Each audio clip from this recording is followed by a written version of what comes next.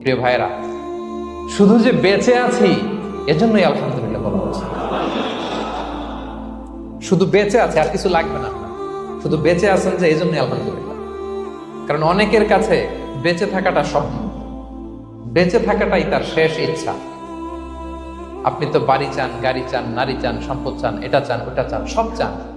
ক্যান্সারে আক্রান্ত রোগী 4th স্টেজে চলে গেছে, হসপিটালে যে ওনারা জিজ্ঞেস করেন, ভাই আপনি কি চান? গাড়ি, বাড়ি, সম্পদ, কি চান ভাই?